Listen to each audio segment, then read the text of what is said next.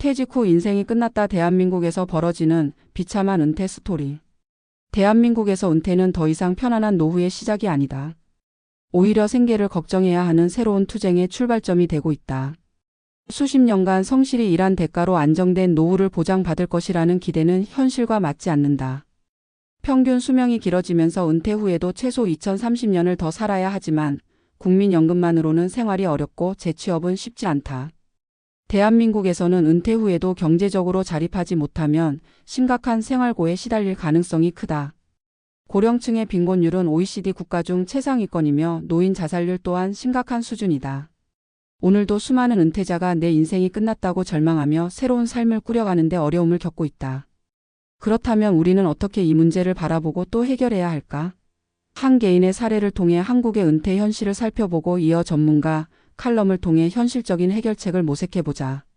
박모 씨 62세는 한 대기업에서 30년 넘게 근무하며 가정을 꾸리고 아이들을 키웠다. 그는 누구보다 성실히 살았고 은퇴 후에는 조용한 삶을 기대했다. 하지만 퇴직 후 예상치 못한 현실이 그를 덮쳤다.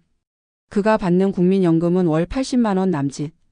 아내와 함께 생활하기엔 턱없이 부족한 금액이었다. 게다가 과거 자녀 교육비와 주택담보대출로 인해 노후 자금은 거의 남아있지 않았다. 다시 일자리를 구하려 했지만 60대가 갈 수 있는 곳은 대부분 단순 노동직이었다. 하지만 체력적으로 힘든 일은 오래 버티기 어려웠다. 결국 그는 건물 청소와 경비원 일을 전전하며 근근히 생활을 이어갔다. 더 큰 문제는 주변의 시선과 스스로의 자괴감이었다. 과거 대기업에서 팀장을 맡았던 자신이 지금은 남들이 거들떠보지도 않는 단순 업무를 하며 생계를 유지하는 것이 너무나도 힘들었다. 자존감은 떨어지고 가족에게 짐이 되고 있다는 생각이 들었다. 아내와의 관계도 악화되었고 결국 우울증까지 찾아왔다. 이러한 사례는 박 씨 개인의 문제가 아니다. 현재 대한민국에서는 많은 중장년층이 비슷한 문제를 겪고 있다. 은퇴 후 새로운 삶을 시작하는 것이 아니라 생존을 위한 전쟁을 치러야 하는 상황이 되어버린 것이다. 전문가 칼럼 은퇴 후 빈곤을 막는 현실적 전략. 1. 재정 설계. 은퇴 전 반드시 준비해야 할 것들. 은퇴 후 재정적 어려움을 겪지 않기 위해 가장 중요한 것은 사전 준비다. 다음과 같은 전략이 필요하다. 국민연금 및 퇴직연금 극대화. 국민연금 가입 기간을 늘리고 퇴직연금을 IRP 개인형 퇴직연금로 운용하여 안정적인 노후 자금을 확보하는 것이 중요하다.